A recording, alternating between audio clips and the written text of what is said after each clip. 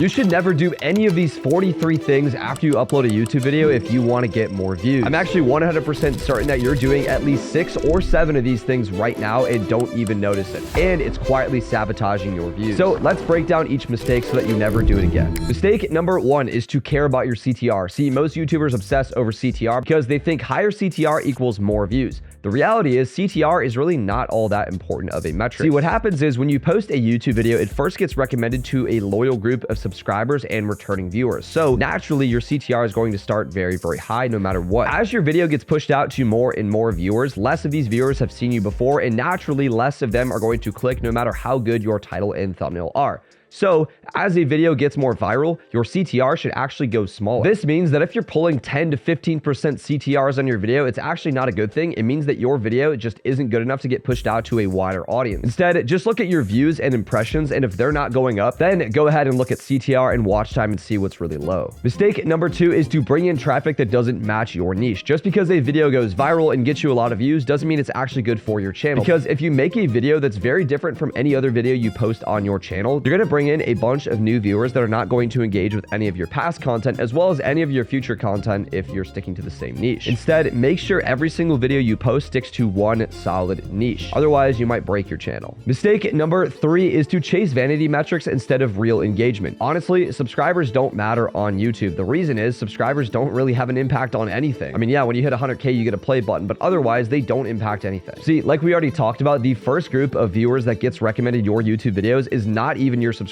YouTube doesn't really care about that. What they care more about is if people have watched your videos multiple times. This group is called our returning viewers. And many of these returning viewers may be subs. However, not all of them are. So the more important thing to focus on is how many times can you get people to come back and how long can you get them to watch, not can they subscribe. Mistake number 4 is to buy views. You should literally never try and buy views and subscribers. The reason is you'll bring in a bunch of traffic to your channel that doesn't really care about your content because they came from an ad, which in turn will feed YouTube very negative data about your channel and end up just probably breaking it. So I would highly recommend not doing this and instead just let YouTube do its thing with its algorithm. Mistake number 5 is ignoring how important your first few viewers are. Again, the very first group that gets recommended your YouTube videos is a group of returning viewers and subscribers. So it is insanely important that the first people you are optimizing for is this group, because if it doesn't get past that initial group, it will never go broader and get recommended to more people. So the best takeaway here is to make sure you're optimizing your content for your niche, look at your competitors and similar videos and see what they're doing to get views and do it yourself as well. At the same time, don't just say and do the exact same things your competitors are too, because chances are the people that are first getting recommended your video have actually already seen all your competitor videos too. Mistake number 6 is sending your video to the wrong audience. You should basically just never be promoting your videos to anybody other than your current audience, because if you do, you may bring in the wrong types of viewers that don't really like your content, feed YouTube negative signals, and break your channel. Mistake number 7 is never changing your thumbnail. This is literally free views and it takes 20 seconds. I've had videos that are dead. I change the thumbnail and they spike up. YouTube never stops testing videos, so you need to change your thumbnails periodically. Similar to this, mistake number 8 is never changing your titles. We're actually working on a new experimental feature here at 1 of 10 where you can actually see the impact a title and thumbnail change makes on different videos, including yours and your competitors. It's super cool. Here's a little preview. Moving on, mistake number 9 is if you are going to change something, you need to change something big. Not a shirt color, not a face, not a small movement of an object. You need to make big changes in your titles and thumbnails if you want to see big results. Mistake number 10 is getting attached to your original idea. If you have an idea for something and later on you find out that it's probably not the best idea, for example, you might come up with a video idea, really like it, and then 3 days later realize it's not really that good of a video idea, or somebody gives you feedback, or the video flops. Whatever it is,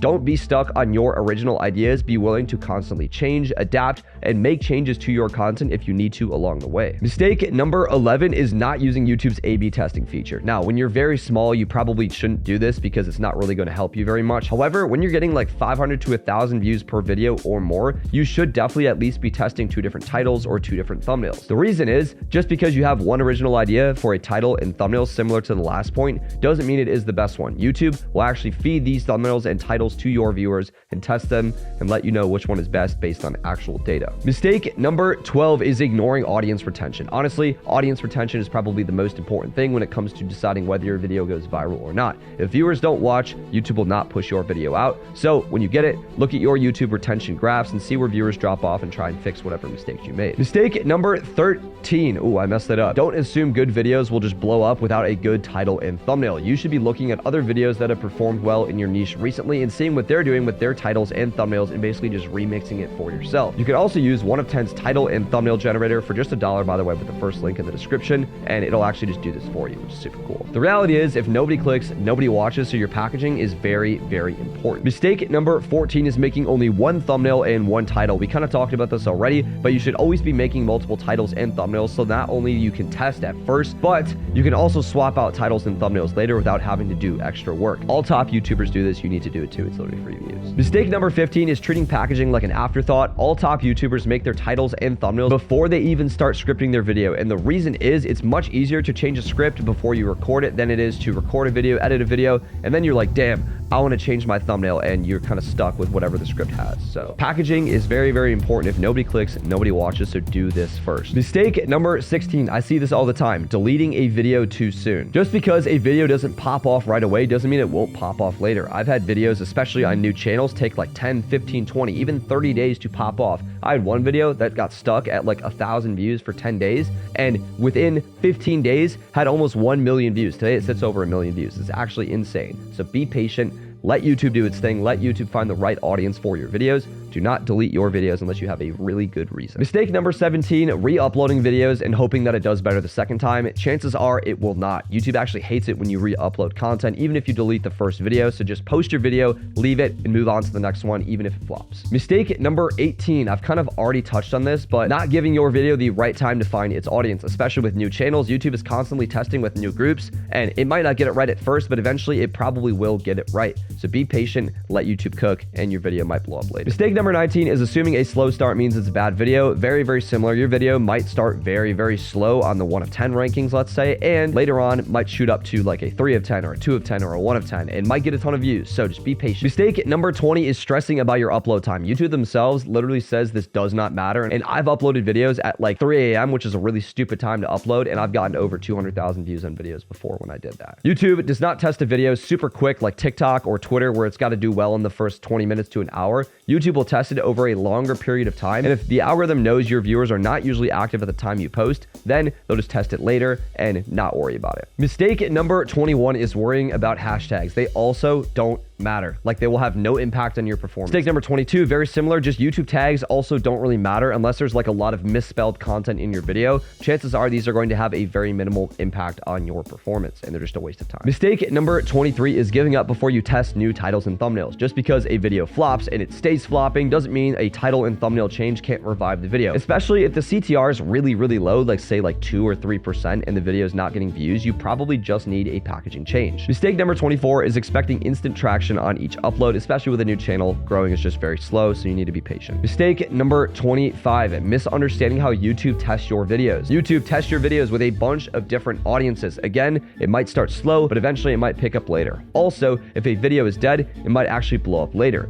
And if your channel gets super big and YouTube finds a set of viewers that are really, really good for your channel, YouTube will actually recommend your old videos too, which is another reason why you should not delete your videos, because if your channel blows up, they might come back and then the old videos do good too. Mistake number 26 is obsessing over views within the first few hours. Whenever I post a YouTube video, I always just close the YouTube Studio app, I close my computer, and I don't look at it for the next 24 hours, because realistically, you're not going to be happy with whatever happens, especially if you're a small channel. You're not going to get 1 million views in the first few hours, and it's just going to drain your mental health. Instead, focus on the next upload. Mistake number 27, very similar to this, never tie your mood to the performance of your videos. The reality is most of your videos are not going to be breakout videos, which means inevitably most of your videos are going to be flops or just tests. So instead, just make a video, learn from it, and then make the next one better, and eventually you'll have those breakout videos. Just don't get too demotivated. Mistake number 28 when you post a YouTube video is comparing it to your last upload. No two uploads are the same. Videos might take off later. you might just have a video that flopped and you'll learn from it. It doesn't really matter. Comparison is the thief of joy. Stay motivated, stay locked in, and focus on the next video.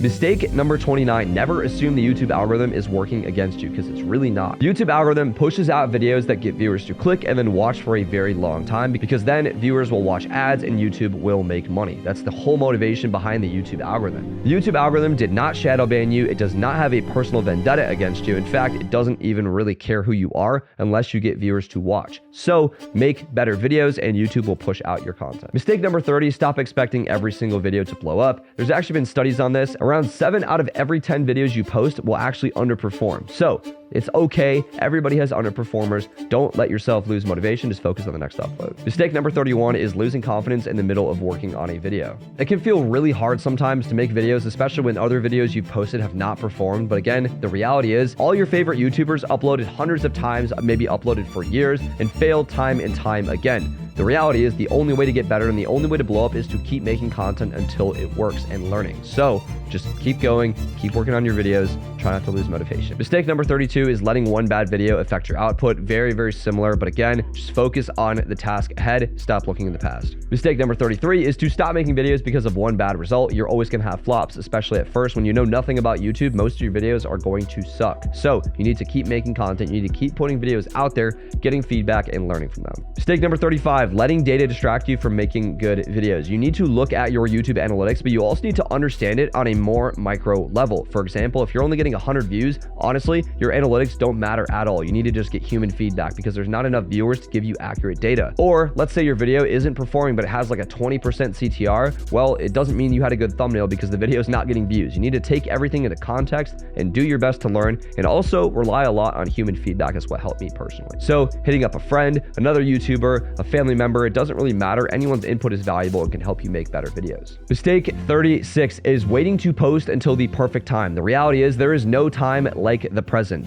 They say today is a gift. That's why they call it the present. See what I did there? The time to post is now. Your upload time does not matter. And the more you put off posting a YouTube video, the harder it is going to be to actually post it. The reality is, again, top YouTubers posted hundreds of times before they blew up. So if you're not posting hundreds of times, how are you going to blow up? So you need to just post that video and don't overthink it. Mistake 37 is stuffing your descriptions with random keywords, tags, and links. This makes your videos look spammy and YouTube won't push them out. They'll think it's like AI slop or just garbage or, I don't know, a bot. Mistake number 38 is just learning instead of actually doing. To blow up on YouTube, you need a mix of learning. Don't get me wrong, watching videos, Twitter threads, courses, whatever it is, but you also need to combine it with doing. One of the best ways to learn is to actually do. But to do effectively, you also need to learn. So they go hand in hand, and a lot of creators will just focus on learning and watching videos like this and not actually do anything. It is very, very important. With everything you learn, you apply it and post YouTube videos and make YouTube videos as much as you can. Mistake 40 is not moving on to your next video fast enough. Right? Especially at first, you're going to suck at making videos. So you need to just move on, learn from your last upload, and keep making content. Mistake 41 is reinventing your process every single upload. Create systems and tools like Notion, Discord, whatever it is. Create a system for coming up with ideas, coming up with titles, thumbnails, you name it. You can use AI tools like ChatGPT, Claude, 1 of 10, etc. to make this process easier. But again, create something repeatable so it makes making videos very easy. Mistake 42 is ignoring patterns that work on your channel. Literally just click the most popular videos button on your YouTube channel page and you can just look at what's working on your channel, right? Are faceless thumbnails working? Are thumbnails with a face working? Are long titles working? Short titles? You name it. Make sure you are always analyzing this and doubling down on whatever works. Finally, mistake number 43 is forgetting that your only job is to just make videos that people want to watch. Your job is to not trick the algorithm. It is not to do some kind of hack or shortcut. Literally just make good videos that a lot of people want to watch. There's so many ways to do it. If you want to learn more about that, then check out this video next.